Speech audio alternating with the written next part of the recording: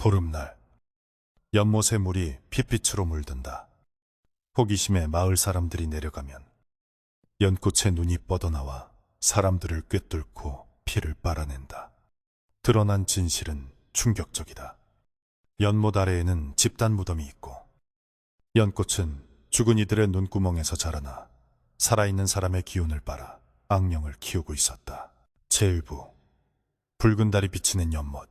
옛날 옛적에 산과들이 고요하던 때에 사람들의 발길이 좀처럼 닿지 않는 깊은 산골짜기에는 연곡리라는 작은 마을이 하나 자리 잡고 있었습니다.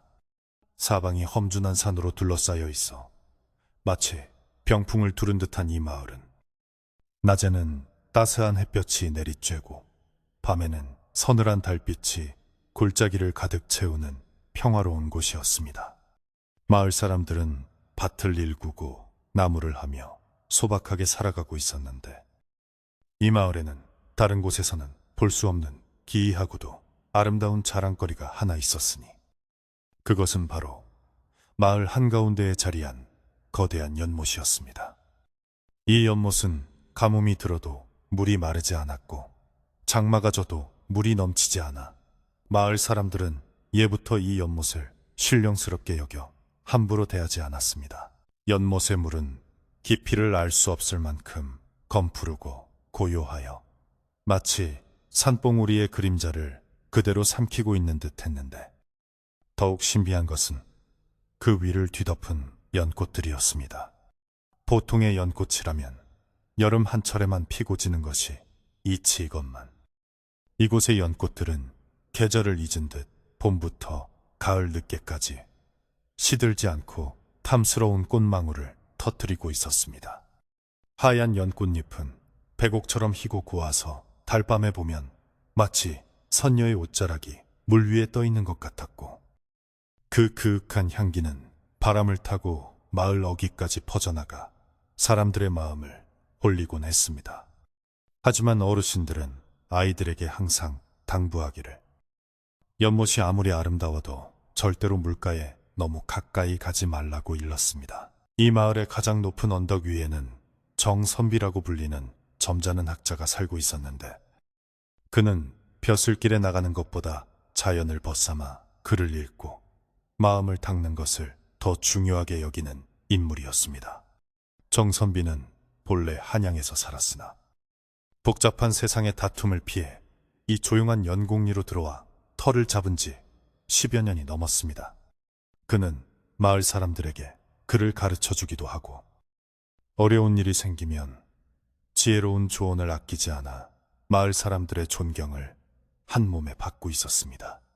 정선비의 집 사랑방 문을 열면 마을과 연못이 한눈에 내려다 보였기에 그는 매일 아침 저녁으로 연못의 동태를 살피는 것이 하루의 중요한 일과였습니다. 정선비는 유독 이 연못에 마음이 쓰였는데 그것은 단순히 풍경이 아름다워서가 아니라 연못에서 느껴지는 알 수 없는 기운 때문이었습니다. 맑은 날에는 평화로워 보이지만 비가 오거나 흐린 날이면 연못 위로 피어오르는 물안개가 마치 누군가의 깊은 한숨처럼 느껴졌기 때문입니다. 특히 바람이 멈춘 밤이면 연꽃들이 서로 부딪히며 내는 소리가 마치 사람들이 소곤거리는 소리 같기도 하고 때로는 흐느끼는 울음소리 같기도 하여 정선비는 밤늦도록 잠을 이루지 못하고 창밖을 내다보곤 했습니다.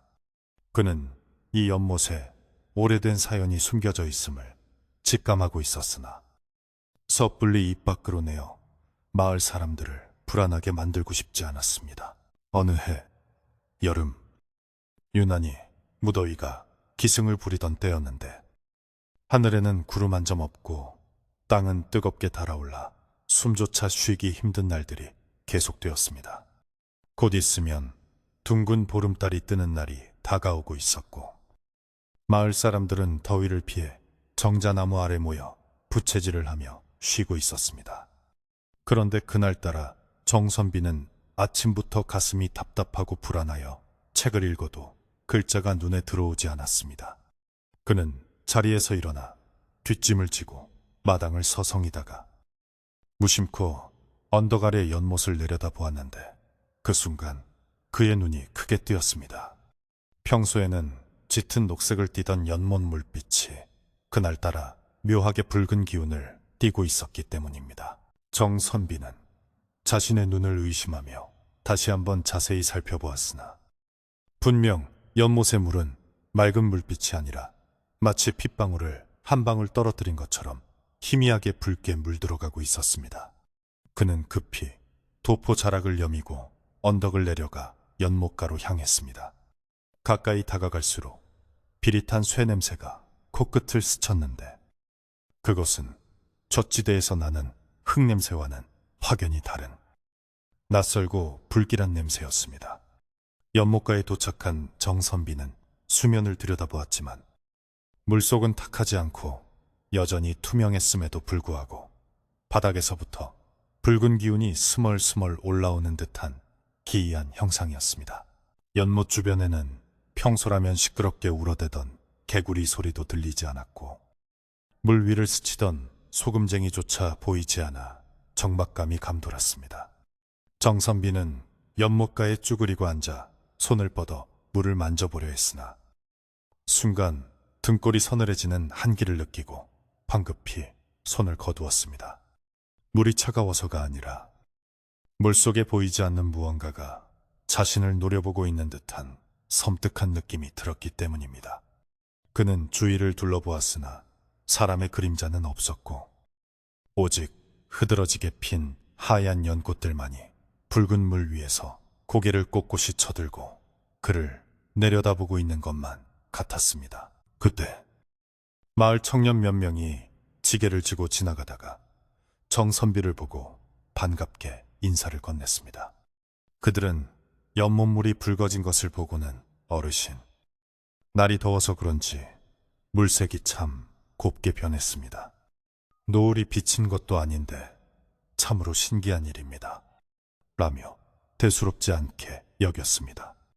정선비는 그들의 태평한 모습에 걱정이 앞섰지만 공연히 겁을 줄 수는 없어. 자네들은 이 물에 함부로 손을 대지 말게나. 보기에는 고울지 몰라도 물속 사정은 알 수 없는 법이니 조심하는 것이 좋겠네. 라고 점잖게 타일렀습니다. 청년들은 정선비의 말에 고개를 끄덕이면서도 속으로는 그저 노인의 지나친 걱정이라 여기며 웃으며 지나갔습니다. 해가 서산으로 넘어가고 땅거미가 내려앉자 연못의 붉은 기운은 어둠 속에 섞여 더욱 검붉게 변해갔습니다.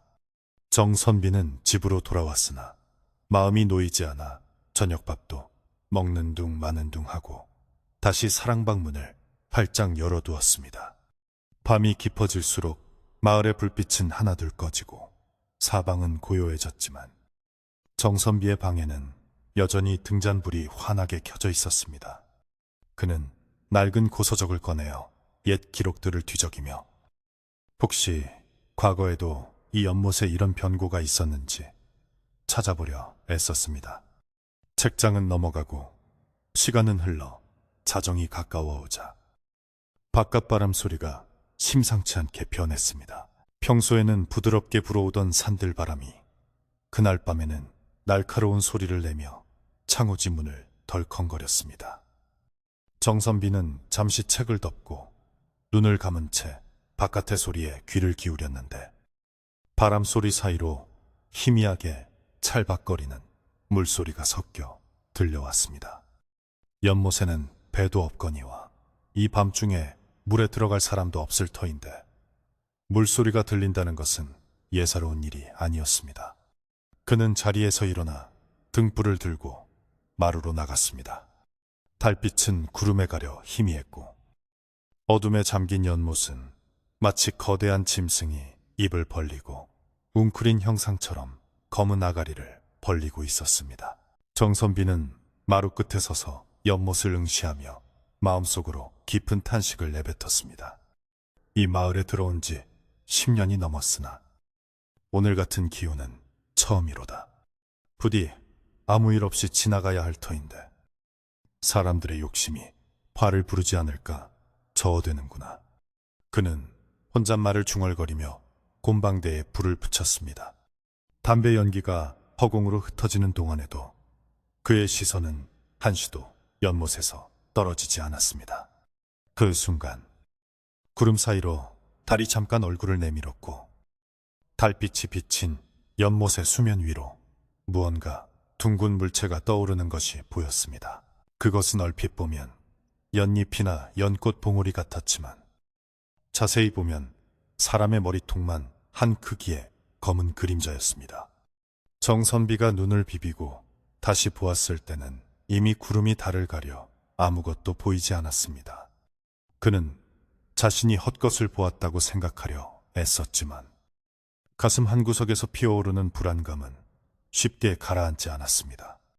마을 사람들은 내일이면 곧 보름달이 뜬다며 들떠 있었고 칠성이를 비롯한 몇몇 젊은이들은 연못의 연근이 몸에 좋다는 소문을 듣고 캘 준비를 하고 있다는 이야기를 들었던 터라 정선비의 걱정은 더욱 깊어졌습니다. 정선비는 방으로 다시 들어와 붓을 들어 먹을 갈았습니다. 그는 마음을 진정시키기 위해 글을 쓰기로 했습니다. 하얀 화선지 위에 정징, 고요할 정, 자를 써내려가며 흔들리는 마음을 다잡고 마을의 안녕을 기원했습니다. 그러나 붓끝이 떨리며 먹물이 한 방울 뚝 떨어져 글자를 망치고 말았습니다. 떨어진 먹물은 화선지에 붉게 번지는 것처럼 보였는데 정선비는 이것이 단순한 착시가 아님을 깨달았습니다. 오늘 본 연못의 붉은 물빛이 자신의 마음속 깊은 곳까지 스며들어 공포를 심어주고 있었던 것입니다. 밤은 점점 깊어가고 산새소리 하나 들리지 않는 정막 속에서 정선비는 뜬 눈으로 밤을 지새우기로 결심했습니다. 그는 온 매무새를 단정히 하고 정좌한 채 목줄을 굴리며 마음속으로 경문을 외기 시작했습니다. 이것은 악한 기운을 물리치고 스스로를 보호하기 위한 그만의 의식이었습니다. 그때 대문 밖에서 누군가의 발자국 소리가 들려왔습니다. 이 야밤에 누구인가? 정선비가 낮게 물었으나 대답은 없었고 발자국 소리는 대문 앞을 서성이다가 스르르 사라졌습니다. 그것은 사람의 발자국 소리가 아니라 젖은 발이 흙바닥을 딛는 듯한 질척한 소리였습니다. 정선비는 문을 열고 나가보았지만 문 밖에는 아무도 없었고 오직 문지방 앞에 축축한 물자국만이 선명하게 남아 있었습니다. 비가 오지도 않았는데 물자국이 있다는 것은 연못에서 무언가가 나왔다는 증거였습니다. 그는 소스라치게 놀라기보다는 침착하게 상황을 판단하려 했습니다. 연못의 기운이 넘쳐 흘러 마을까지 침범하기 시작했다면 내일 보름달이 뜨는 밤에는 필시 큰 사단이 날 것이 분명했습니다. 그는 날이 밝는 대로 마을 어르신인 박노인을 찾아가 상의하고 사람들을 단속해야겠다고 다짐했습니다. 다시 방으로 들어온 정선비는 창문을 조금 열어두어 바깥의 동태를 살피며 앉아 있었습니다. 새벽녘이 가까워오자 연못 쪽에서 옅은 안개가 피어올라 마을을 감싸기 시작했습니다. 안개는 몽환적이었지만 그 속에는 비릿한 피냄새가 섞여 있어 숨을 쉴 때마다 가슴이 답답해져 왔습니다. 정선비는 이 안개가 단순한 자연현상이 아니라 연못 속에 잠든 원혼들이 내뿜는 도끼임을 직감했습니다. 그는 자신이 지켜야 할 것이 단순히 집이 아니라 이 마을 전체의 생명임을 깨닫고 어깨가 무거워졌습니다. 연못의 연꽃들은 밤새도록 잠들지 않고 고개를 들고 있었으며 붉게 변한 물은 마치 살아있는 생물처럼 꿈틀거리며 수위를 조금씩 높이고 있었습니다. 정선비는 멀리서 들려오는 닭 울음소리를 기다리며 초조한 시간을 보냈습니다. 닭이 울면 양기가 솟아 음기를 누를 수 있으리라 믿었기 때문입니다. 하지만 그날따라 닭들은 약속이나 한 듯 울지 않았고 어둠은 끈질기게 마을을 붙잡고 놓아주지 않았습니다. 시간은 더디게 흘렀고 정선비의 눈앞에는 자꾸만 연못의 붉은 물결이 아른거려 머리가 어지러울 지경이었습니다. 이윽고 동쪽 하늘이 푸르스름하게 밝아오기 시작했지만 아침 해가 떠올라도 마을의 분위기는 여전히 무겁고 침울했습니다. 태양빛이 연못을 비추자 전날보다 더욱 선명하게 붉어진 물빛이 적나라하게 드러났습니다. 이제는 누가 보아도 그저 노을빛이나 흙탕물이 아니라는 것을 알 수 있을 정도로 연못은 마치 거대한 피 웅덩이처럼 변해 있었습니다. 정선비는 밤새 한숨도 자지 못한 피곤한 몸을 이끌고 마당으로 나섰습니다. 그의 얼굴에는 결연한 의지가 서려 있었고 손에는 평소 아끼던 지팡이가 굳게 들려 있었습니다. 그는 대문을 나서며 연못을 향해 깊은 절을 한번 올렸습니다. 그것은 연못에 깃든 알 수 없는 존재에 대한 예우이자 부디 노여움을 거두어 달라는 간절한 부탁이기도 했습니다. 아침 일찍 물을 기르러 나온 아낙네들이 연못을 보고 비명을 지르며 물동이를 떨어뜨리는 소리가 들려왔습니다. 마을은 순식간에 공포와 호기심으로 술렁이기 시작했고 사람들은 삼삼오오 짝을 지어 연못가로 몰려들었습니다. 정선비는 그들을 향해 천천히 그러나 힘찬 걸음으로 걸어 내려갔습니다.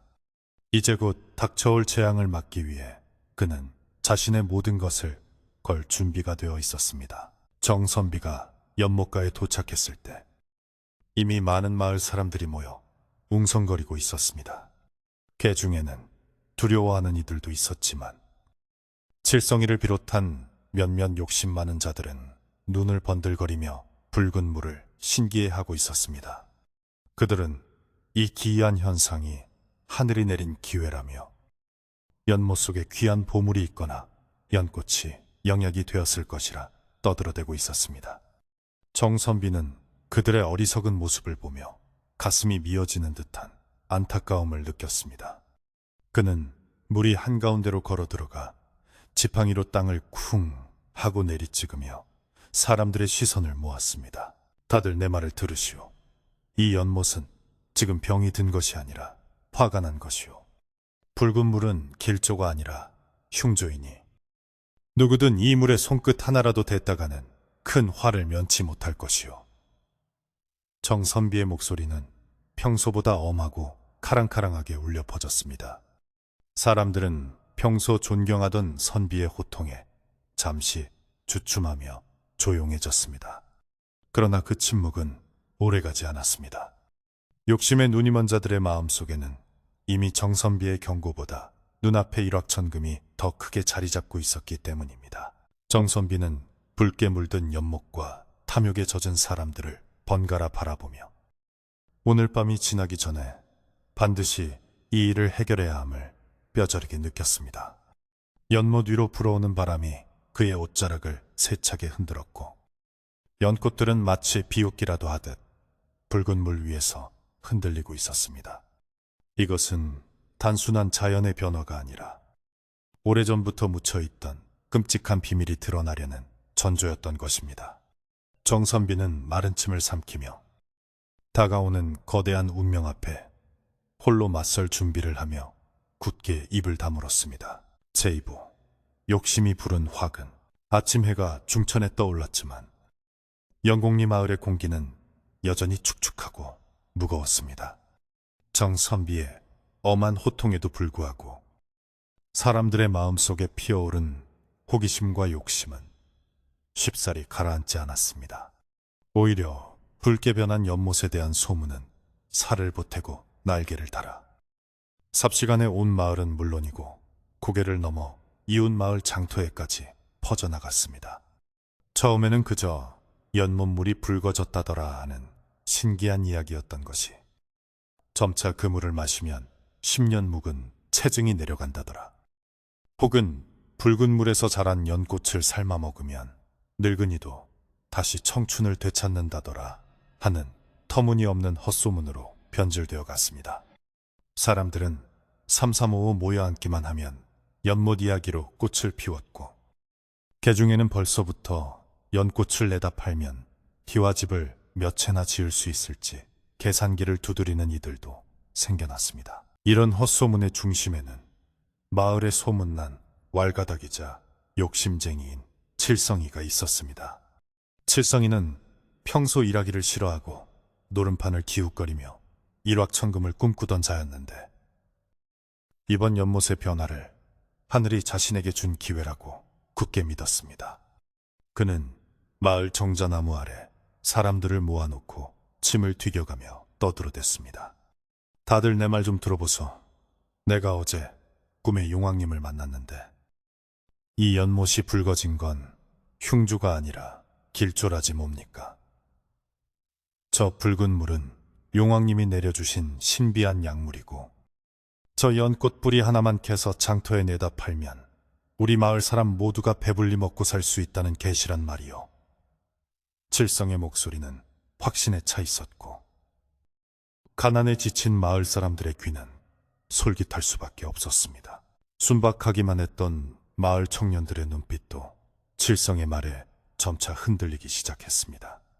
그들은 고된 농사일로 허리가 휘도록 일해도 보리고개를 넘기기 힘든 처지였기에 눈앞에 놓인 붉은 연못이 마치 금이 가득 든 보물단지처럼 보였던 것입니다. 정말 그럴까? 칠성이 형님 말이 맞을지도 몰라. 옛날 이야기에 보면 갑자기 솟아난 샘물을 마시고 부자가 된 사람들도 있다지 않나. 젊은이들은 서로 눈치를 보며 수군거렸고 정선비가 했던 경고는 어느새 늙은 선비의 고리타분한 잔소리로 치부되어 잊혀갔습니다. 칠성이는 사람들의 동요를 놓치지 않고 더욱 부채질을 했습니다. 겁쟁이들은 빠지라지.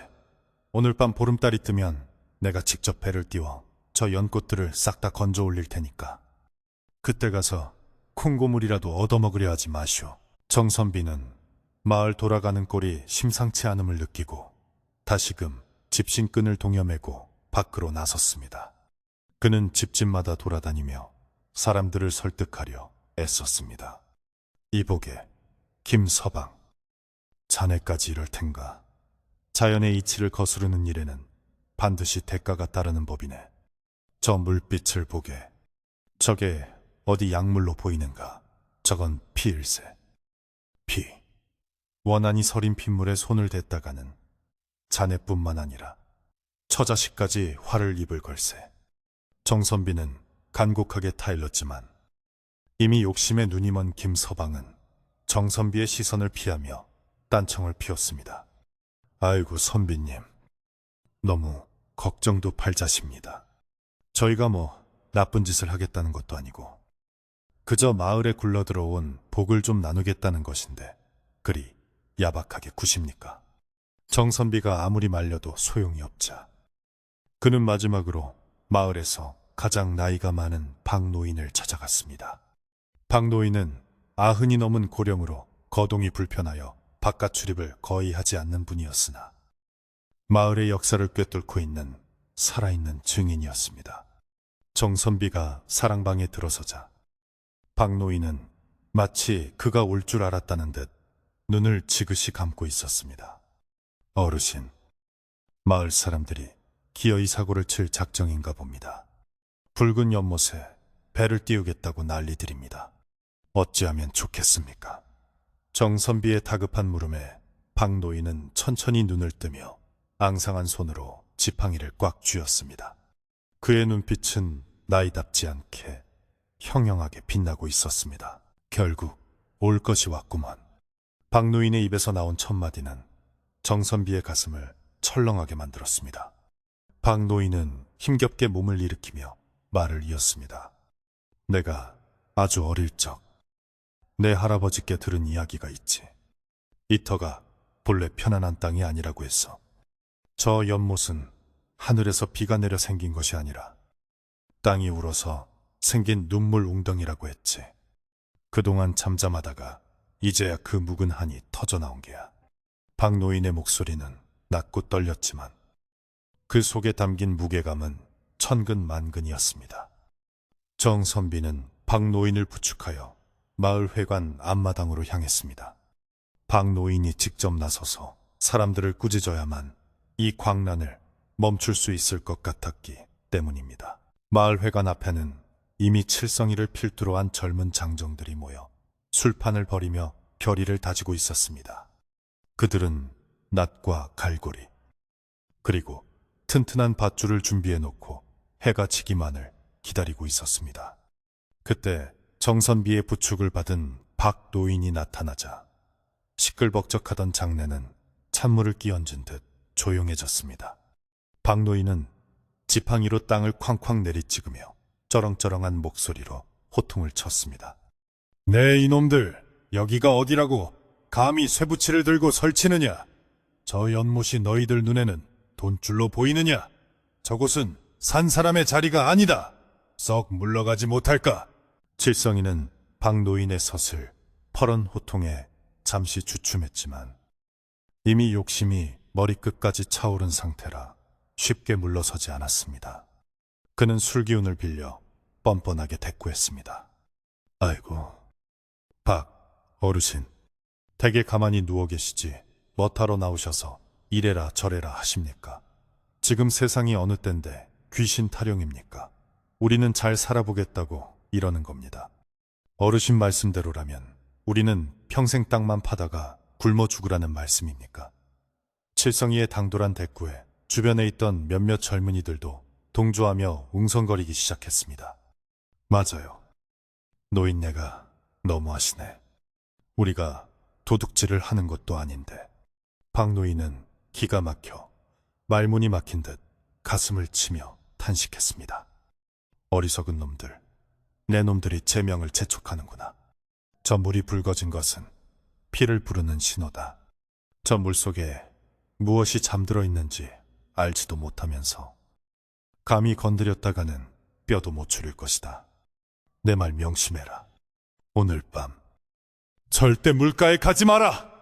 박노인은 말을 마치고 심한 기침을 토해내며 자리에 주저앉았습니다. 정선비는 급히 노인을 부축하며 사람들을 둘러보았지만 그들의 눈빛은 이미 변해 있었습니다. 공포보다는 탐욕이, 이성보다는 광기가 그들의 눈을 가리고 있었던 것입니다. 박노인의 경고는 오히려 칠성이와 그 일당의 오기를 자극하는 꼴이 되었습니다. 칠성이는 콧방귀를 뀌며 소리쳤습니다. 흥, 늙은이가 겁주기는. 다들 들었지. 오늘 밤 우리가 저 연못에서 보물을 건져 올리면 그때 가서 배 아파하지나 말라고. 그는 보란듯이 낫을 숫돌에 쓱쓱 깔며 험악한 분위기를 조성했습니다. 정선비는 더 이상 말이 통하지 않음을 깨닫고 박노인을 댁으로 모셔다 드렸습니다. 집으로 돌아오는 길, 정선비의 마음은 천길 낭떠러지 앞에 선 듯 아득했습니다. 그는 하늘을 올려다보았지만 야속하게도 하늘은 맑게 개어 다가올 보름달이 얼마나 밝게 빛날지를 예고하고 있었습니다. 해가 서산에 걸치자 연못의 붉은 기운은 더욱 짙어져 마치 마을 전체를 집어삼킬 듯 붉게 타올랐습니다. 저녁 노을과 연못의 붉은 물빛이 하나로 어우러져 온 세상이 핏빛으로 물든 것 같은 착각을 불러일으켰습니다. 바람조차 숨을 죽인 고요함 속에서 이따금 들려오는 것은 칠성이네. 마당에서 들리는 쇠, 가는 소리와 들뜬 웃음소리뿐이었습니다. 마을의 아낙네들과 아이들은 무서움에 떨며 문을 걸어 잠그고 방 안에 숨어 있었지만 욕심에 눈먼 장정들은 횃불을 준비하고 배를 점검하느라 분주했습니다. 정선비는 자신의 집 사랑방에서 연못을 내려다보며 깊은 고뇌에 잠겼습니다. 그는 자신이 할 수 있는 일이 무엇인지 끊임없이 자문했습니다. 힘으로 그들을 막을 수는 없었습니다. 그렇다고 그들이 죽음의 구렁텅이로 걸어 들어가는 것을 보고만 있을 수도 없었습니다. 그는 서랍 깊숙한 곳에서 오래된 검 한 자루를 꺼냈습니다.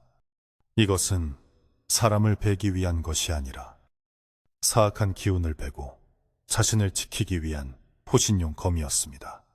그리고 맑은 청주 한 병과 흰 종이, 붓을 챙겼습니다. 만약의 사태에 대비해 원혼을 달랠 제문을 준비하기 위해서였습니다. 어둠이 완전히 내려앉고 동쪽 산등성이 위로 둥근 보름달이 모습을 드러내기 시작했습니다. 평소라면 환하고 아름다웠을 달빛이 오늘따라 창백하고 서늘하게 느껴졌습니다. 달빛이 연못에 닿자 붉은 물은 반짝이는 것이 아니라 끈적하게 번들거리는 것처럼 보였습니다. 마치 거대한 짐승이 혀를 날름거리며 먹잇감을 기다리는 형상이었습니다. 그때 마을 어귀에서 웅성거리는 소리와 함께 칠성이와 장정들이 횃불을 들고 나타났습니다. 10여 명의 사내들이 횃불을 들고 연못으로 향하는 모습은 마치 도깨비불의 행렬 같았습니다. 그들은 술을 마셔 얼굴이 붉으죽죽했고 두려움을 잊으려는 듯 큰 소리로 떠들며 노래까지 흥얼거리고 있었습니다. 가서 팔자를 고쳐보자. 칠성이의 선창에 장정들이 환호성을 질렀습니다. 정선비는 그 모습을 보며 안타까움에 입술을 깨물었습니다. 그는 도포자락을 휘날리며 언덕을 뛰어내려가 그들의 앞을 가로막았습니다. 멈추시오. 이 밤중에 기어이 사단이 나야 정신을 차리겠소? 제발 지금이라도 돌아가시오. 박 노인의 말씀을 잊었소? 정선비는 두 팔을 벌리고 필사적으로 그들을 막아섰습니다. 하지만 칠성이는 비릿한 웃음을 흘리며 정선비를 밀쳤습니다. 아이고, 선비님, 왜 자꾸 이러십니까? 우리가 선비님 목까지 챙겨드린다니까요. 거 좀 비키쇼. 달이 중천에 떴을 때가 약효가 제일 좋다고 했단 말이오. 칠성이는 정선비를 힘으로 밀어내고 연못가로 성큼성큼 다가갔습니다. 힘없는 선비인 정선비는 건장한 장정들의 힘을 당해낼 재간이 없어 바닥에 나뒹굴고 말았습니다. 흙먼지를 뒤집어 쓴 채 일어난 정선비의 눈에 눈물이 고였습니다. 그것은 모멸감 때문이 아니라 저들의 어리석음이 불러올 참극이 너무나 두려웠기 때문입니다. 장정들은 기세등등하게 연못가에 도착하여 메어두었던 나룻배 두 척을 풀었습니다. 자, 선수 입장이다. 다들 낫 단단히 챙기고 뿌리부터 줄기까지 남김없이 걷어올린다. 칠성이의 호령에 따라 6명의 장정이 배에 올라탔고 나머지는 둠에서 밧줄을 잡거나 횃불을 비추며 응원했습니다. 배가 물 위에 띄워지자 붉은 물이 출렁거리며 배의 옆면을 찰싹 때렸습니다. 그 소리가 마치 혀를 차는 소리 같았지만 흥분한 그들의 귀에는 들리지 않았습니다. 배는 서서히 연못 한가운데로 미끄러져 들어갔습니다. 물 한가운데에 이르자 연꽃들의 크기가 가장자리보다 훨씬 크고 탐스럽다는 것을 알게 되었습니다. 와, 저거 봐라. 저 연꽃 크기 좀 보라고. 저거 하나면 쌀 한 가마니는 거뜬히 받겠다. 칠성이가 환호성을 지르며 배 가장자리에 몸을 기댔습니다. 횃불의 불빛이 수면을 비추자 물속의 붉은 기운이 일렁거리며 춤을 추는 듯 했습니다. 그런데 이상한 일이었습니다. 배가 나아갈수록 노젓는 소리가 둔탁하게 들려왔고 물이 맑은 것 같으면서도 바닥이 보이지 않을 만큼 깊고 어두웠습니다.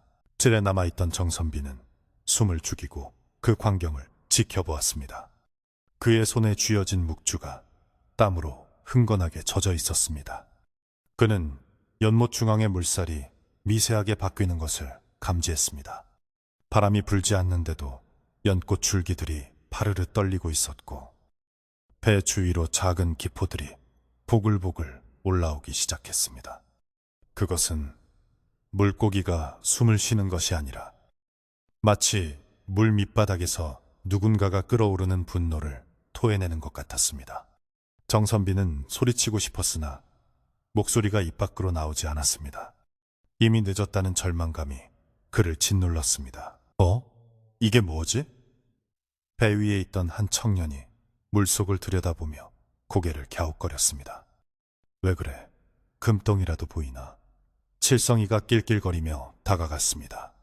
아니, 물 밑에 뭐가 허연 게 잔뜩 깔려 있는데 돌인가 아니면 조개 껍데기인가?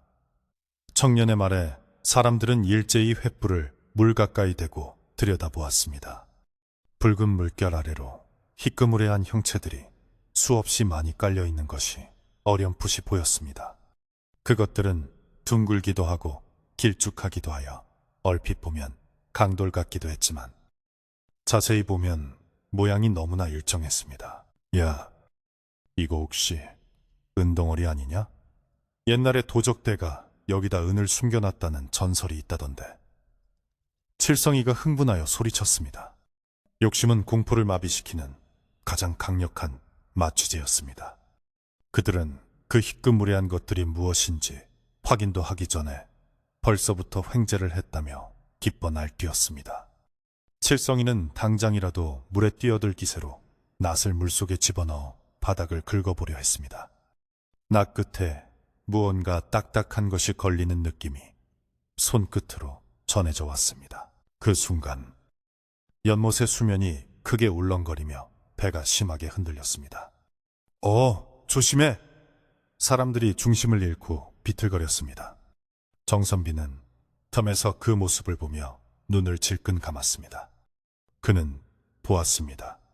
칠성이의 낫이 건드린 것이 돌이 아니라 물속에 잠겨있던 거대한 무언가의 일부라는 것을, 그리고 배 주위로 몰려드는 연꽃들이 평범한 식물이 아니라 마치 사냥감을 포위하는 뱀떼처럼 서서히 배를 조여오고 있다는 것을 말입니다. 밤하늘의 보름달은 이제 머리 꼭대기에 떠올라 차가운 눈동자처럼 세상을 내려다보고 있었습니다.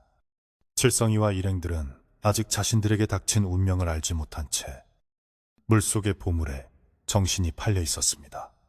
하지만 고요했던 산골 마을의 공기는 이미 팽팽하게 당겨진 활시위처럼 긴장감으로 가득 차 있었습니다. 어디선가 들려오는 부엉이의 울음소리가 마치 이들의 앞날을 예고하는 조종들 소리처럼 구슬프게 울려 퍼졌습니다. 욕심이 부른 화근은 이제 돌이킬 수 없는 재앙이 되어 그들의 발목을 잡으려 하고 있었습니다. 제3부 드러나는 끔찍한 진실. 보름달이 하늘 정수리에 닿아 밤의 기운이 가장 왕성해지는 자시가 되었습니다. 달빛은 본래 창백한 은색이어야 마땅했으나 붉게 타오르는 연못물에 반사되어 기이한 홍색을 띠며 사방으로 흩어졌습니다. 배 위에 올라탄 칠성이와 마을 청년들은 그 기묘한 불빛 아래서 땀을 뻘뻘 흘리며 물속을 탐색하고 있었습니다. 어기여차, 뭐들 하고 있나? 어서 저 밑에 있는 허연 것들을 건져 올리라니까. 칠성이는 뱃머리에 서서 삿대질을 해대며 재촉했습니다. 그의 눈에는 이미 공포심 따위는 사라진 지 오래였고 오직 물 밑에 깔린 것이 은덩이일 것이라는 확신만이 가득 차 있었습니다. 물은 끈적거리는 기름처럼 배의 겉면을 휘감았고 노를 저을 때마다 쩍쩍 소리가 났지만 그들은 그저 물풀이 많아서 그러려니 여기며 대수롭지 않게 넘겼습니다. 청년 중 한 명인 돌쇠가 긴 대나무 갈고리를 물속 깊이 찔러 넣었습니다. 형님, 뭔가 묵직한 게 걸렸습니다. 돌덩이보다는 가볍고 나무보다는 무거운데 느낌이 딱 보물단지 같습니다. 요. 돌쇠의 외침에 배 안에 있던 사람들의 시선이 일제히 한 곳으로 쏠렸습니다. 칠성이는 입가에 흐르는 침을 닦을 새도 없이 돌쇠 옆으로 다가가 함께 갈고리 줄을 잡아당겼습니다. 조심해라. 조심해. 귀한 물건 상하지 않게 살살 다루란 말이야. 그들은 끙끙거리며 물속의 물체를 수면 위로 끌어올렸습니다. 물살이 갈라지며 하얀 물체가 서서히 모습을 드러내자 모두의 숨소리가 거칠어졌습니다. 그것은 둥그스름하고 매끄러운 것이 달빛을 받아 반질반질하게 윤이 나고 있었기 때문입니다. 자, 하나, 둘, 셋. 기압 소리와 함께 그 물체가 배 위로 툭 하고 떨어졌습니다. 칠성이는 횃불을 들이대며 그 물체를 확인하려 했습니다. 그러나 그 순간 배 위에는 환호성 대신 숨을 들이키는 헉소리와 함께 정막만이 감돌았습니다. 바닥에 뒹구는 것은 은덩이도 보물단지도 아니었습니다. 그것은 텅 빈 눈구멍으로 허공을 쏘아보고 있는 살점이 다 썩어 문드러진 사람의 해골이었습니다. 해골의 이빨 사이에는 시커먼 진흙이 끼어 있었고 정수리 부분은 무언가에 뚫린 듯 구멍이 나 있었습니다. 칠성이는 너무 놀라 뒷걸음질 치다 엉덩방아를 부쉈고 돌쇠는 비명을 지르며 갈고리를 놓쳐버렸습니다. 이게 뭐야? 사람 머리통 아니여. 공포가 배 위를 덮친 순간 다른 배에 타고 있던 춘삼이가 다급하게 소리쳤습니다. 이보게들, 물밑을 좀 보게. 저게 다 돌이 아니었어. 사람들은 떨리는 손으로 횃불을 물 가까이 대고 비추었습니다. 그제야 그들의 눈에 물속 풍경이 똑똑히 들어왔습니다. 붉은 물 아래 희끄무레하게 깔려있던 것은 강돌이 아니라 셀 수 없이 많은 사람의 뼈였습니다. 갈비뼈, 허벅지뼈, 그리고 수없이 많은 해골이 연못 바닥을 하얗게 뒤덮고 있었습니다. 그것은 마치 지옥의 바닥을 들여다보는 것과 같았습니다. 연못은 아름다운 풍경을 자랑하는 명소가 아니라 수천 명의 시신이 묻힌 거대한 수중 무덤이었던 것입니다. 더욱 충격적인 것은 그 다음 장면이었습니다. 칠성이가 넋을 잃고 배 가장자리에 기대어 있을 때 그의 눈앞에 탐스럽게 피어있는 연꽃 한 송이가 눈에 들어왔습니다. 평소라면 아름답다고 느꼈을 그 꽃이 지금은 어쩐지 섬뜩하게 느껴졌습니다. 그는 홀린 듯이 손을 뻗어 연꽃 줄기를 잡아당겨 보았습니다. 질긴 줄기는 쉽게 끊어지지 않고 물밑에서부터 묵직하게 딸려 올라왔습니다. 신음과 함께 줄기 끝에 매달린 뿌리 부분이 물 위로 솟구쳤습니다. 그런데 그 뿌리 연가 박혀있는 곳은 진흙바닥이 아니었습니다. 연꽃의 줄기는 물밑에 잠긴 해골의 텅 빈 눈구멍 깊숙이 뿌리를 받고 자라나고 있었던 것입니다. 칠성이는 기겁하며 줄기를 놓아버렸습니다. 물 위로 떠오른 연꽃 줄기들은 하나같이 바닥에 있는 해골들의 눈, 코, 입, 그리고 갈비뼈 사이사이를 파고들며 자라고 있었습니다. 연꽃은 맑은 물과 흙의 양분을 먹고 자란 것이 아니라 억울하게 죽은 시신들의 살과 뼈, 그리고 그들의 원한을 빨아먹으며 붉고 탐스럽게 피어났던 것입니다. 그러니 연못물이 붉은 것은 단순한 빛의 조화가 아니라 그들이 흘린 피와 한이 응축되어 나타난 형상이었습니다. 아름다운 연꽃의 정체는 시체를 먹고 자라는 시시, 연꽃이었던 셈입니다. 배 위의 사람들은 구토를 하거나 사시나무 떨듯 떨며 서로를 부둥켜 안았습니다. 그 시각 잎에서 이 광경을 지켜보던 정선비는 비통한 표정으로 하늘을 올려다 보았습니다. 그의 예상대로였습니다. 오래전 이 마을 근처에서 큰 전쟁이나 학살이 있었다는 이야기를 문헌에서 스치듯 본 기억이 떠올랐습니다. 당시 억울하게 몰살당한 사람들을 구덩이에 몰아넣고 흙 대신 물을 채워 연못을 만들었다는 흉흉한 전설이 아니라 끔찍한 사실이었음이 드러난 것입니다.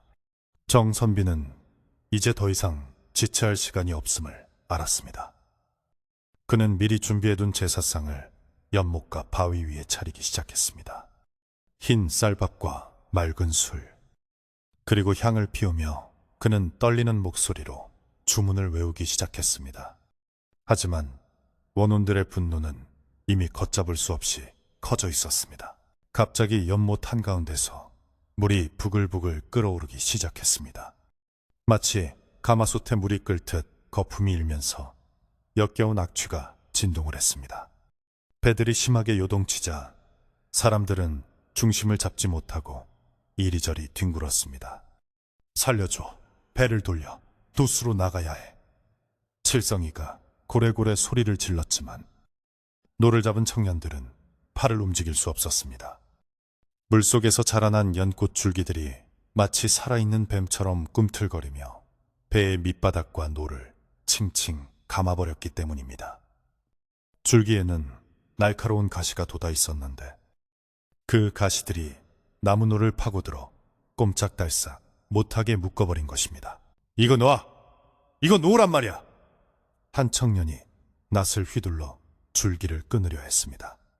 낫이 줄기를 내리치자 놀랍게도 줄기 절단면에서 희뿌연 진액 대신 선홍색의 붉은 피가 분수처럼 뿜어져 나왔습니다.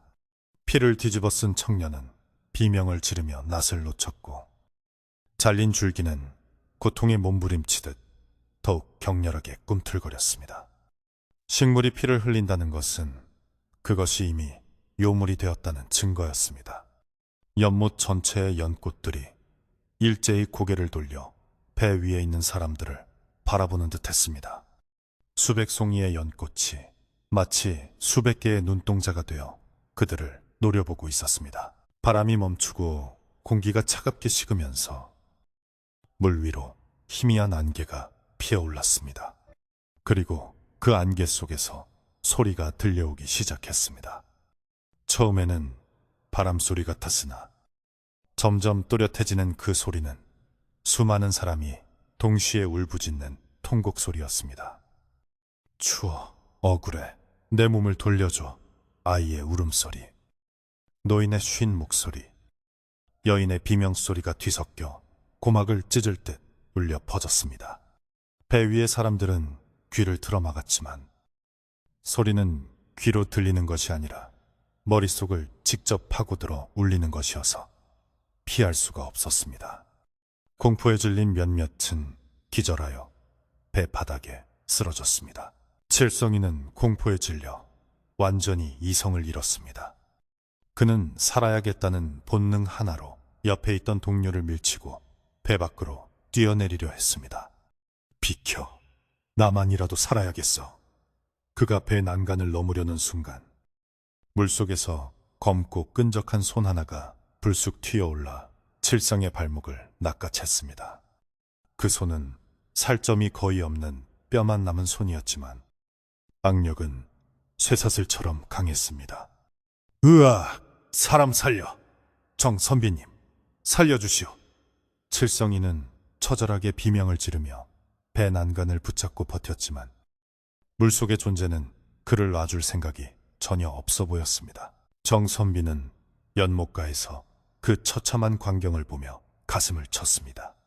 물리적인 힘으로는 저들을 구할 수 없었습니다. 원혼들은 자신들의 안식처를 침범하고 욕심을 부린 산자들에게 본보기를 보이려 하는 것이었습니다. 정선비는 향불을 더 많이 피우고 징을 작게 울리며 소리쳤습니다. 그대들의 억울함을 내 모르지 않소. 하오나 저들은 무지하여 저지른 죄이니 부디 노여움을 거두시고 제 말을 들어보시오. 정선비의 외침은 원혼들의 통곡 소리에 묻혀 희미하게 들릴 뿐이었습니다. 그러나 그는 포기하지 않고 땀을 비오듯 흘리며 계속해서 충문을 읽어내려갔습니다. 물속 상황은 점점 더 악화되었습니다. 발목을 잡힌 칠성이뿐만 아니라 배 위에 있던 다른 사람들에게도 연꽃 줄기들이 덮치기 시작했습니다. 줄기들은 사람들의 팔다리를 휘감고 가시를 세워 살을 파고들었습니다. 가시가 박힌 자리에서는 피가 흘러나왔고 줄기들은 그 피를 빨아들이는 듯 붉게 맥동했습니다.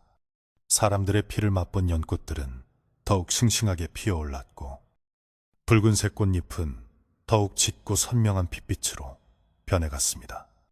이것은 단순한 공격이 아니라 산 사람의 생기를 빼앗아 자신들의 양분으로 삼으려는 악귀들의 식사 시간이었습니다. 마을 사람들은 늪에서 발만 동동 구를 뿐 감히 물에 들어갈 엄두를 내지 못했습니다. 아들의 이름을 부르며 울부짖는 어머니, 남편을 부르는 아내의 목소리가 연못가에 가득 찼습니다. 그 비통한 울음소리가 오히려 물속 원혼들의 슬픔을 자극하는 것 같기도 했습니다. 연못의 수위는 점점 높아져 배 안으로 물이 들어오기 시작했습니다. 붉은 물이 배 안을 채우자 배 바닥에 쓰러져 있던 사람들은 피 섞인 물을 들이키며 고통스러워했습니다. 이제 배가 가라앉는 것은 시간 문제였습니다. 그때 박 노인의 손자가 숨을 헐떡이며 정선비에게 달려왔습니다. 선비님, 할아버지께서 정신을 차리시고는 급히 전하라고 하셨습니다. 정선비는 충문을 읽다 말고 아이를 바라보았습니다. 뭐라 하시더냐? 어르신께서 묘책이라도 알려주시더냐? 아이는 겁에 질려 떨면서도 또박또박 말을 전했습니다. 할아버지께서 말씀하시길 저 연못의 주인은 장군이라고 하셨습니다. 장군의 목을 찾아야 한다고 억울하게 목이 잘린 장군이 맨 아래에 깔려 있다고 하셨습니다. 정선비의 머릿속에 번개 같은 깨달음이 스쳤습니다. 이 수많은 해골 중에 우두머리가 있고 그 원한의 핵심이 바로 그 장군이라는 자임을 알게 된 것입니다. 우리는 우두머리의 한이 풀리면 자연스레 진정되는 법입니다. 정선비는 연못을 뚫어지게 바라보았습니다. 수많은 연꽃 중에서도 유독 크고 검붉은 빛을 띠며 배 한가운데를 노려보고 있는 거대한 연꽃 한 송이가 눈에 들어왔습니다.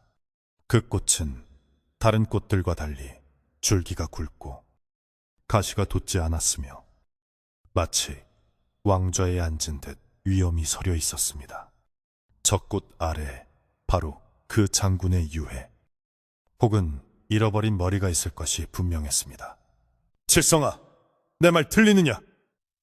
정선비가 젖먹던 힘을 다해 소리쳤습니다. 칠성이는 발목이 잡힌 채 울고불고 하고 있었지만 정선비의 목소리에 고개를 간신히 들었습니다. 저기 배 오른쪽 가장 큰 연꽃이 보이지 않느냐? 그 꽃을 꺾지 말고 그 꽃 아래 무엇이 있는지 확인해라. 그곳에 해답이 있다. 네가 살 길은 그것뿐이다.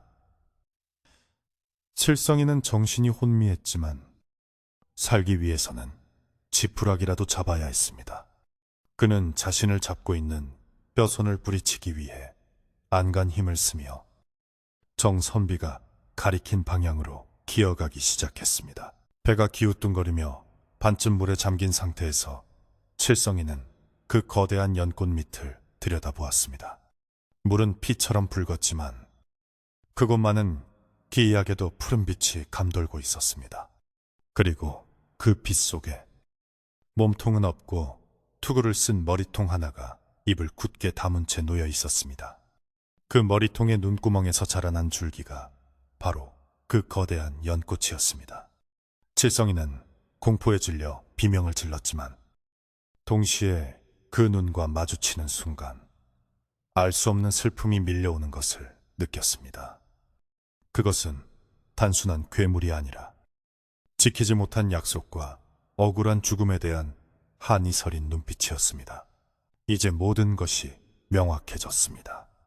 이 연못은 전쟁 패배 후 참수당한 장군과 그의 병사들이 매장된 곳이었고 마을 사람들의 욕심이 그들의 잠을 깨우고 모욕했던 것입니다.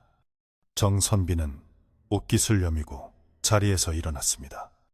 그는 더 이상 안전한 댐에 있어서는 안 된다고 판단했습니다. 그는 신발을 벗고 차가운 물속으로 걸어 들어갔습니다. 마을 사람들이 기겁하며 말렸지만 정선비는 뒤도 돌아보지 않았습니다. 내 오늘 이 늙은 목숨을 걸고서라도 저들의 맺힌 한을 풀어주리라. 그의 결연한 뒷모습 위로 붉은 달빛이 비장하게 내려앉았습니다. 정선비의 허리춤까지 물이 차올랐을 때 연못의 기운이 그를 밀어내려는 듯 거센 파도가 쳤습니다. 하지만 정선비는 지팡이로 바닥을 지탱하며 한 걸음 한 걸음 배를 향해 나아갔습니다. 그의 입에서는 끊임없이 위령매의 주문이 흘러나왔습니다. 그의 목소리는 작았지만 그 울림은 기이하게도 물속의 통곡 소리를 뚫고 퍼져나갔습니다. 연꽃 줄기들이 정선비의 다리를 감으려 다가왔지만 그의 몸에서 뿜어져 나오는 맑고 정한 기운에 닿자 스르르 물러났습니다. 이것은 무력이 아닌 덕도의 힘이었습니다. 이제 곧 죽음의 문턱에서 삶과 죽음을 가르는 최후의 단판이 시작되려 하고 있었습니다. 제4부 연꽃의 습격과 정선비의 기지. 정선비가 차가운 연못 물속으로 걸어 들어가자 마치 보이지 않는 장벽을 뚫고 지나가는 듯한 묵직한 기운이 그의 전신을 휘감았습니다. 허리까지 차오른 붉은 물은 얼음장처럼 차가웠지만 동시에 불에 댄 듯 뜨거운 분노가 서려 있어 살관이 따가울 지경이었습니다. 정선비는 한 걸음 뗄 때마다 천근만근 무거워지는 다리를 이끌고 오직 정신력 하나로 버티며 앞으로 나아갔습니다. 물 위를 떠돌던 검은 안개가 그를 삼키려 달려들었지만 평생을 바르고 정직하게 살아온 그의 몸에서 뿜어져 나오는 꼿꼿한 기계에 눌려 감히 접근하지 못하고 주위를 맴돌 뿐이었습니다. 그는 칠성이와 마을 젊은이들이 갇혀있는 배를 향해 시선을 고정한 채 흔들림 없는 목소리로 입을 열었습니다. 그대들은 누구시기에 이토록 깊은 안을 품고 산 사람의 목숨을 탐하려 하시는가? 내 비록 힘없는 늙은이에 불과하나 그대들의 억울함을 듣고자 직접 이리 들어왔으니 부디 노여움을 거두고 내 말을 들어주시오.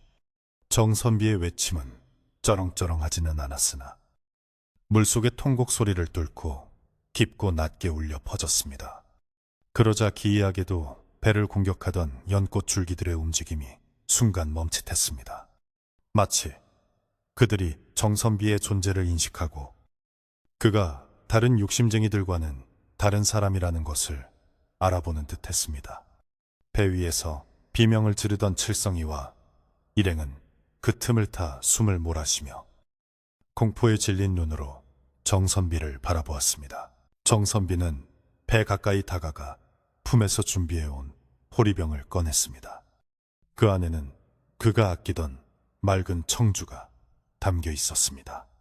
그는 병마개를 열고 붉은 물 위에 술을 천천히 부었습니다. 이 술은 비록 보잘것없으나 내 진심을 담은 위로주이니 목을 축이시고 진정하시길 바랍니다. 맑은 술이 붉은 물에 섞여 들어가자 물 표면에서 치익하는 소리와 함께 하얀 김이 피어올랐습니다.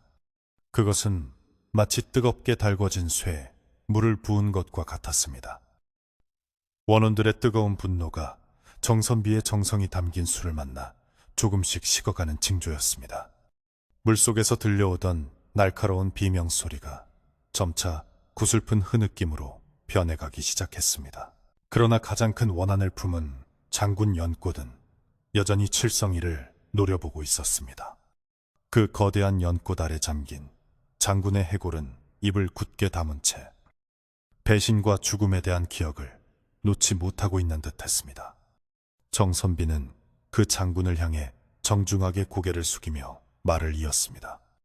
장군, 나라를 지키다 억울하게 쓰러진 그대의 충정을 내 어찌 모르겠소. 하오나 지금 그대가 벌하려는 이들은 적군이 아니라 그저 무지하고 어리석은 후손들일 뿐이오. 이들이 욕심에 눈이 멀어 그대의 잠을 깨운 죄는 크나 목숨까지 거두어 간다면 그대 또한 저들과 다를 바 없는 악귀가 될 뿐이지 않소. 정선비의 말은 뼈가 있었고 동시에 따뜻한 위로가 담겨 있었습니다. 그는 단순히 살려달라고 비는 것이 아니라 장군의 명예와 품위를 지켜달라고 호소한 것입니다. 그때 배 위에서 벌벌 떨고 있던 칠성이가 정선비의 눈빛을 보고 무언가 깨달은 듯 울먹이며 입을 열었습니다.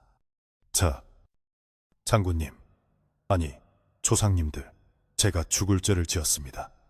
돈에 눈이 멀어 무덤인 줄도 모르고 낯을 들이댔으니 제 놈이 벼락을 맞아도 쌉니다.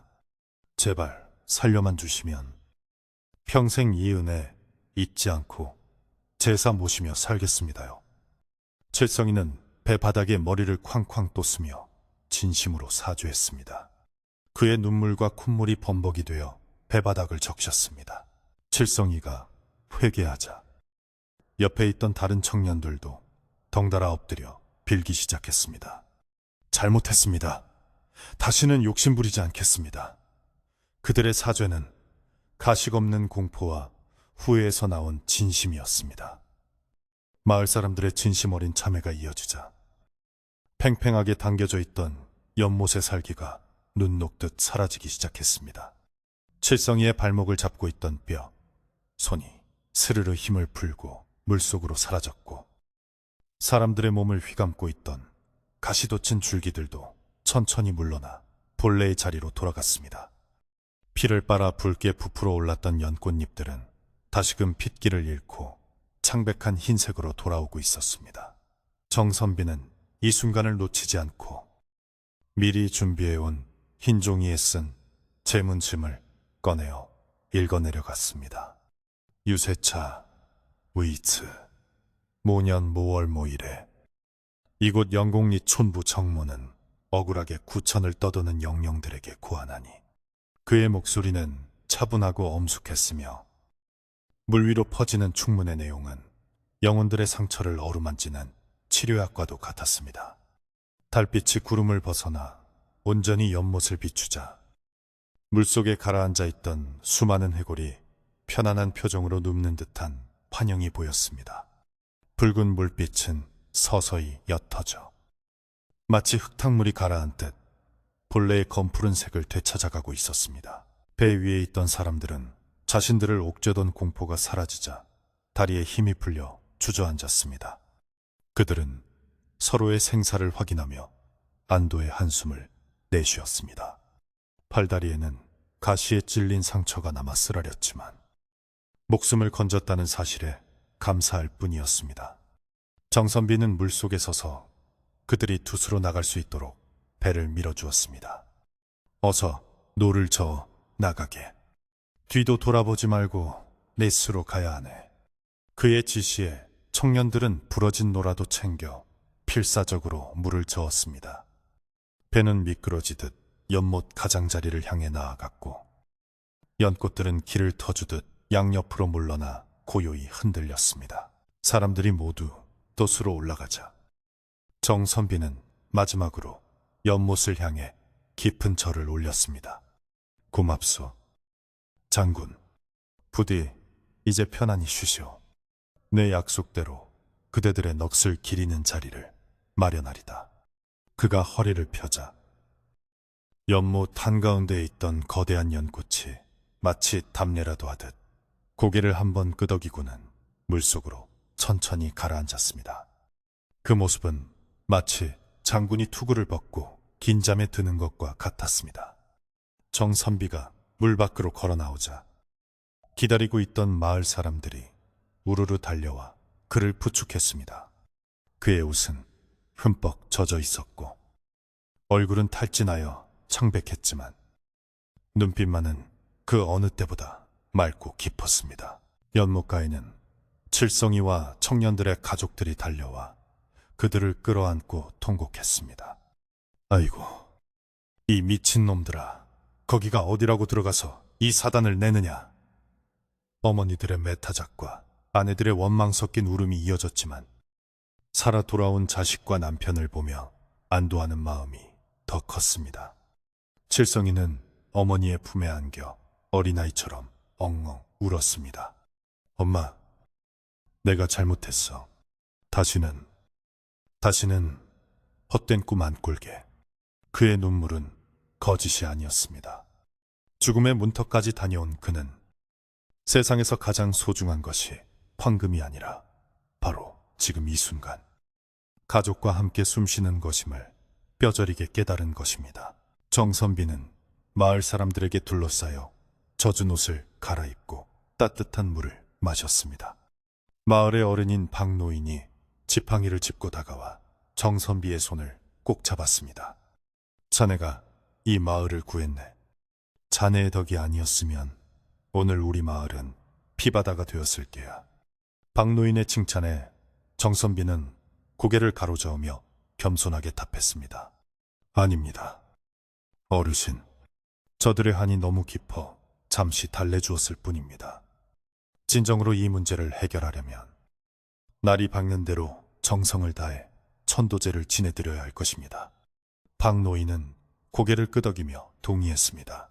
밤은 깊어 새벽을 향해 가고 있었지만 마을 사람들은 아무도 집으로 돌아가려 하지 않았습니다. 그들은 연못가에 모닥불을 피우고 둘러앉아 서로의 상처를 보듬고 놀란 가슴을 쓸어내렸습니다. 칠성이와 청년들의 상처에는 쑥을 지식여 바르고 깨끗한 천으로 감싸주었습니다. 연꽃 가시에 찔린 상처는 일반 상처와 달리 검푸르게 멍이 들어 있었는데 이는 도끼가 스며든 탓이라 하여 정선비가 특별히 달인 약물을 발라주어야 했습니다. 고통에 신음하면서도 청년들은 누구 하나 불평하지 않았습니다. 그 고통조차 자신들이 저지른 죄의 대가임을 알았기 때문입니다. 그날 밤 마을 사람들은 많은 이야기를 나누었습니다. 그동안 먹고 사는데 급급하여 잊고 지냈던 이웃 간의 정과 자연에 대한 경외심, 그리고 조상에 대한 예의에 대해 다시금 생각하게 되었습니다. 칠성이는 모닥불 앞에서 사람들 앞에 무릎을 꿇고 다시 한번 사죄했습니다. 형님들, 아우님들, 그리고 어르신들, 제가 못난 놈이라 마을 전체를 위험에 빠뜨렸습니다. 제 몫의 밭을 팔아서라도 이번 제사는 제가 꼭 모시겠습니다. 평소라면 콧방귀를 뀌었을 마을 사람들도 칠성이의 진심 어린 모습에 혀를 차면서도 어깨를 다독여 주었습니다. 그래, 산 사람은 살아야지. 이제 정신 차렸으면 되었다. 새벽닭이 울기 전 연못은 다시 고요를 되찾았습니다. 붉었던 물빛은 완전히 사라지지는 않았지만 더 이상 섬뜩한 핏빛이 아니라 아침 노을을 머금은 듯 은은한 홍색으로 변해 있었습니다. 연꽃들도 이제는 사람을 공격하는 괴물이 아니라 바람에 하늘거리는 아름다운 꽃으로 돌아와 있었습니다. 하지만 마을 사람들의 눈에는 그 꽃들이 예전처럼 그저 예쁘게만 보이지 않았습니다. 꽃잎 하나하나가 죽은 이들의 넋처럼 느껴져 바라보는 것만으로도 가슴이 숙연해지는 것이었습니다. 정선비는 모닥불 옆에서 깜빡 잠이 들었다가 꿈속에서 투구를 쓴 장군이 자신에게 술잔을 권하는 꿈을 꾸었습니다. 꿈에서 깬 정선비는 아침 안개가 자욱한 연못을 바라보았습니다. 안개 속에서 하얀 두루미 한 마리가 날아와 연못 한가운데 앉았다가 다시 하늘 높이 날아올랐습니다. 그것은 마치 묶여있던 영혼들이 자유를 찾아 떠나는 모습처럼 보였습니다. 정선비는 그 모습을 보며 입가에 옅은 미소를 지었습니다. 이제 남은 것은 산자들이 죽은 자들을 위해 베풀어야 할 마지막 예의뿐이었습니다. 그는 자리에서 일어나 옷매무새를 다듬고 날이 밝으면 치를 제사 준비를 서둘렀습니다. 마을의 부녀자들도 일찌감치 일어나 떡을 찌고 과일을 준비하며 분주하게 움직였습니다. 어제의 공포와 비명은 사라지고 마을에는 다시 평화로운 활기가 돌기 시작했습니다. 하지만 그 활기는 이전과는 달랐습니다. 탐욕과 들뜸이 아닌 차분하고 경건한 마음들이 모여 만들어내는 따뜻한 기운이었습니다. 사람들은 연못가에 큰 제단을 쌓았습니다. 있는 집에서는 쌀을 내고 없는 집에서는 정화수라도 떠와 제단에 올렸습니다. 칠성이는 누구보다 앞장서서 무거운 돌을 나르고 제단을 꾸몄습니다. 그의 얼굴에는 땀방울이 송골송골 맺혀 있었지만 표정은 그 어느 때보다 밝고 건강해 보였습니다. 정선비는 제단 앞에 서서 마을 사람들을 둘러보았습니다. 모두의 얼굴에 안도감과 함께 새로운 다짐이 서려 있었습니다. 그는 이 시련이 오히려 마을 사람들을 하나로 묶어주고 잃어버렸던 소중한 가치들을 되찾게 해주었다고 생각했습니다. 비 온 뒤에 땅이 굳어진다는 옛말처럼 핏빛으로 물들었던 연못은 이제 사람들의 정성으로 정화되어 앞으로는 마을을 지켜주는 수호신이 될 것임을 믿어 의심치 않았습니다. 아침 해가 떠오르며 제단 위로 따스한 햇살이 쏟아져 내렸고 연꽃들은 그 빛을 받아 눈부시게 반짝였습니다. 제5부 씻겨 내려간 원한과 평온한 밤. 아침 해가 동쪽 산마루를 넘어 마을을 비추기 시작하자 밤새 자욱했던 물 한 개가 거짓말처럼 거치고 투명한 햇살이 연못 위로 쏟아져 내렸습니다. 어젯밤의 공포와 혼란은 온데간데 없고 마을은 그 어느 때보다 경건하고 차분한 분위기에 휩싸여 있었습니다. 마을 사람들은 누가 먼저랄 것도 없이 이른 새벽부터 일어나 몸을 깨끗이 씻고 가장 정갈한 옷으로 갈아입었습니다. 집집마다 보관해 두었던 귀한 쌀을 꺼내어 떡을 찌고 제수용으로 아껴두었던 과일과 풀을 챙겨 연못가로 모여들었습니다. 이것은 단순한 제사가 아니라 마을의 평화를 위협했던 원혼들을 위로하고 살아남은 자들의 죄를 씻는 거룩한 의식인 천도제를 올리기 위함이었습니다. 연못가 평평한 바위 위에는 마을 장정들이 힘을 합쳐 만든 커다란 제단이 마련되었습니다. 제단 위에는 하얀 쌀밥이 고봉으로 담긴 그릇들과 맑은 술, 그리고 오색 과일들이 풍성하게 차려졌습니다. 평소 욕심 많기로 소문났던 칠성이도 오늘만큼은 땀을 뻘뻘 흘리며 가장 무거운 짐을 나르고 제단 주변을 쓸고 닦느라 여념이 없었습니다. 그의 얼굴에는 어젯밤의 공포가 남긴 흔적이 역력했으나 동시에 지난날의 과오를 씻어내려는 비장한 각오가 서려 있어 보는 이들의 마음을 짠하게 만들었습니다. 마을 사람들은 그런 칠성이를 더 이상 비난하지 않고 말없이 등을 두드려주며 함께 제사를 준비했습니다. 정선비는 머리에 갓을 쓰고 하얀 도포를 단정히 입은 채 제단 앞에 섰습니다. 그의 모습은 마치 학이 내려앉은 듯 고고하고 위엄이 있었으나 눈빛만은 봄바람처럼 따뜻했습니다. 그는 떨리는 손으로 향을 피워 올리며 하늘과 땅 그리고 물속에 잠든 영혼들에게 이 자리가 마련되었음을 알렸습니다. 향연기가 가느다란 실처럼 피어오르더니 바람도 없는데 곧게 하늘로 치솟아 올랐습니다. 이를 본 노인들은 하늘길이 열렸구나.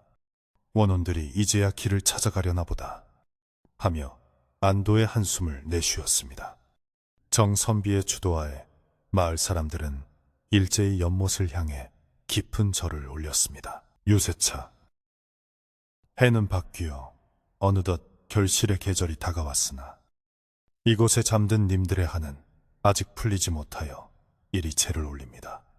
정선비가 충문을 읽어 내려가는 목소리는 낭낭하면서도 슬픔이 배어 있어 듣는 이들의 눈시울을 붉혔습니다. 그는 억울하게 죽은 장군과 병사들의 넋을 기리고 후손들의 무지함을 용서해달라고 간곡히 빌었습니다. 충문이 이어지는 동안 연못의 물결은 숨을 죽인 듯 고요해졌고 연꽃들은 고개를 숙여 제단 쪽을 바라보는 듯 했습니다. 그것은 마치 산자들의 정성 어린 사과를 죽은 자들이 조용히 경청하고 있는 듯한 신비로운 광경이었습니다. 충문 읽기가 끝나고 정선비는 준비한 맑은 술을 연못에 3번 나누어 부었습니다. 술이 수면에 닿아 퍼져나가자 놀라운 일이 벌어졌습니다. 어젯밤까지만 해도 핏빛으로 붉게 물들어 있던 연못물이 술이 퍼져나가는 자리를 따라 서서히 맑은 본래의 색을 되찾기 시작한 것입니다. 탁하고 검붉었던 물이 마치 먹물이 씻겨나가듯 투명해지면서 바닥에 깔려있던 하얀 자갈들이 보석처럼 반짝이기 시작했습니다. 사람들은 그 광경을 보고 탄성을 질렀지만 그것은 두려움의 비명이 아니라 경이로움과 감사의 탄성이었습니다. 더욱 신기한 것은 연꽃들의 변화였습니다.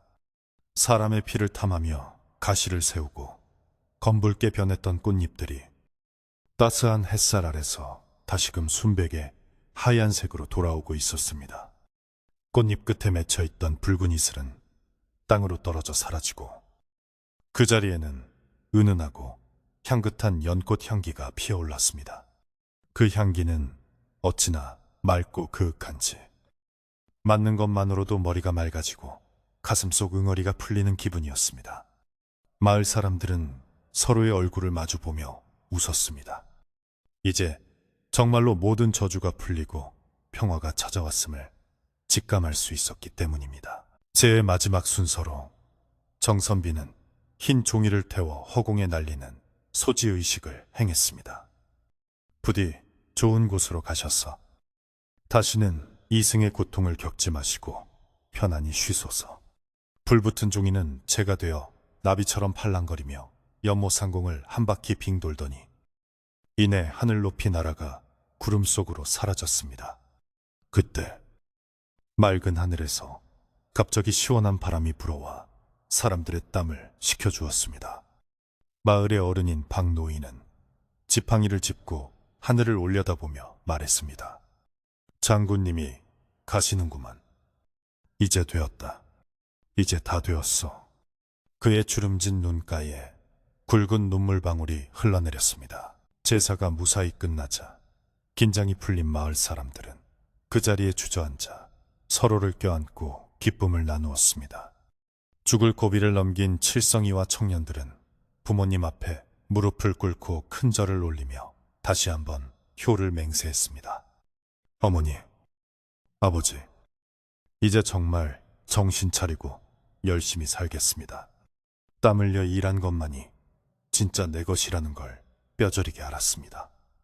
그들의 다짐에 부모들은 등을 두드려주며 눈물로 화답했습니다. 정선비는 그 모습을 흐뭇하게 바라보며 이것이야말로 진정한 마을의 평화라고 생각했습니다. 이제는 마을 잔치를 벌일 차례였습니다. 제사에 올렸던 음식들을 나누어 먹는 음복회사 시간이 되자 마을 아낙네들은 돗자리를 펴고 음식을 푸짐하게 차려냈습니다. 갓 쪄낸 떡은 김이 모락모락 나고 쫄깃했으며 제사상에 올랐던 배와 사과는 꿀처럼 달았습니다. 무엇보다 맛있는 것은 마음 편히 마시는 술 한 잔이었습니다. 사람들은 술잔을 기울이며 지난밤의 무용담을 안주 삼아 이야기꽃을 피웠습니다. 어제 정선비님이 물속으로 걸어 들어가실 때 나는 정말 산신령님이 내려오신 줄 알았네. 그럼 우리 선비님 아니었으면 우린 다 귀신밥이 되었을 거야. 칠성이는 술병을 들고 정선비에게 다가가 공손히 술을 따랐습니다. 선비님, 이 못난 놈을 살려주셔서 정말 감사합니다. 이 은혜는 죽을 때까지 잊지 않겠습니다. 정선비는 웃으며 술잔을 받았습니다. 자네가 살아서 참으로 다행일세. 이번 일로 큰 깨달음을 얻었으니 앞으로는 그 힘과 배짱을 마을을 위해 써주게나. 그러면 자네는 분명 이 마을의 큰 일꾼이 될 걸세. 정선비의 덕담에 칠성이는 고개를 깊이 숙였습니다. 그날 이후로 칠성이는 정말로 사람이 달라져 누구보다 성실하게 일하고 어려운 이웃을 돕는 사람이 되었다고 합니다. 잔치가 무르익어 가자 마을에는 노랫가락이 울려 퍼졌습니다. 어르신들은 장구장단에 맞춰 어깨춤을 추었고 아이들은 연못가를 뛰어다니며 깔깔거렸습니다. 연못은 더 이상 공포의 대상이 아니라 마을 사람들을 하나로 묶어주는 축제의 장이 되었습니다. 하얗게 핀 연꽃들은 바람에 흔들리며 사람들의 춤사위에 맞춰 함께 춤을 추는 듯 했습니다. 물속 물고기들도 평화를 되찾았는지 맑은 물 위로 튀어오르며 은빛 비늘을 반짝였습니다. 해가 서산으로 기울고 잔치가 끝날 무렵 사람들은 남은 음식을 싸서 각자의 집으로 돌아갔습니다. 돌아가는 발걸음은 취기 때문이 아니라 마음의 짐을 덜어내어 가벼웠습니다. 정선비는 끝까지 남아 뒷정리를 돕고 연못가를 한 번 더 둘러보았습니다.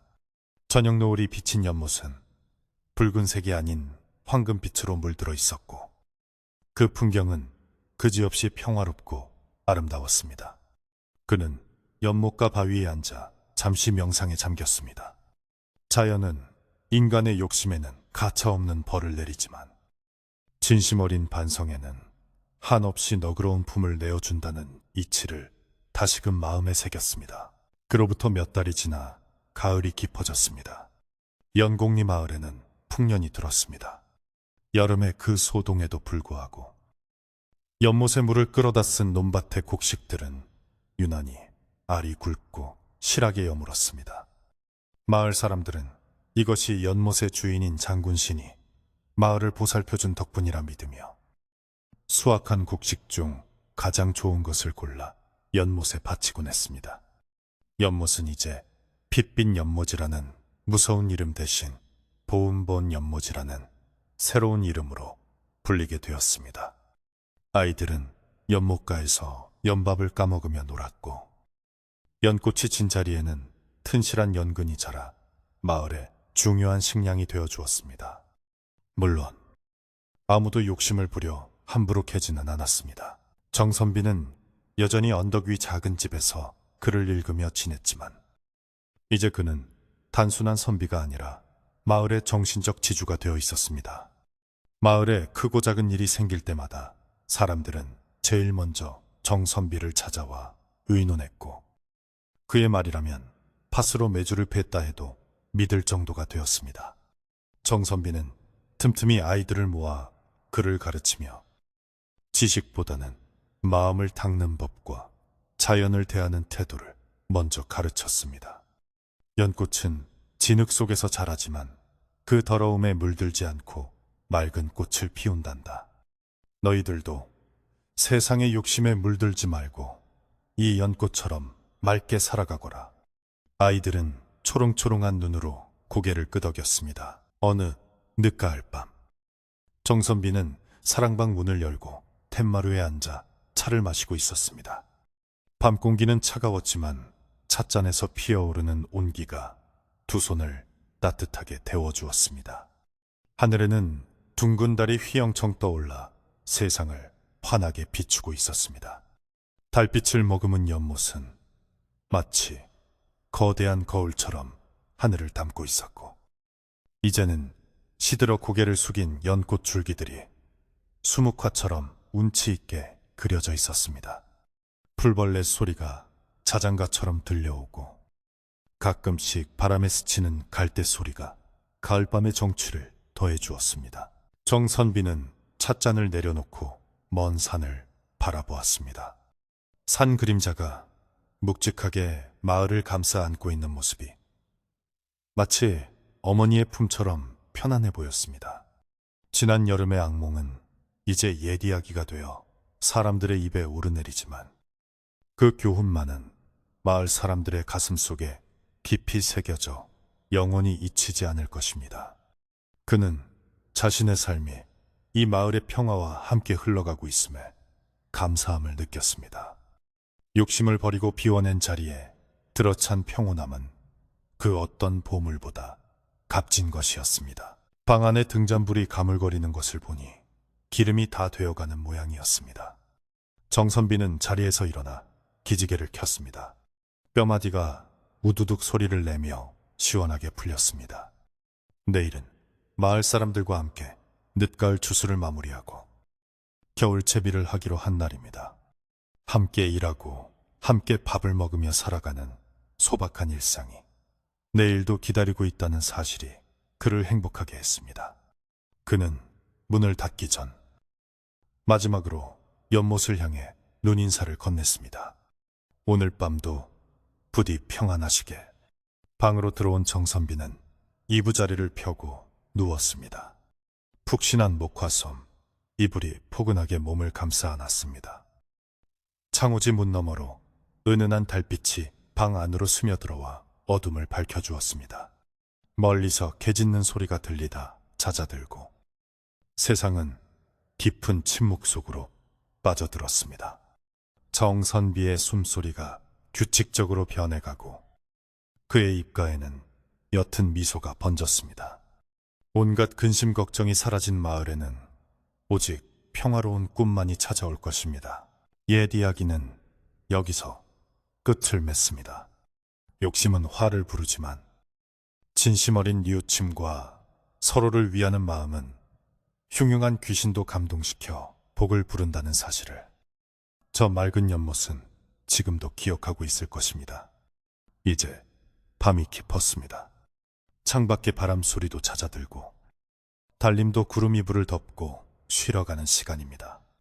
오늘 하루 고단했던 여러분의 마음에도 저 연못처럼 맑고 고요한 평화가 깃들기를 바랍니다. 자, 이제 등불을 끄고 편안히 눈을 감으세요. 따뜻한 이불 속에서 연꽃 향기 그윽한 꿈 꾸시길 바랍니다.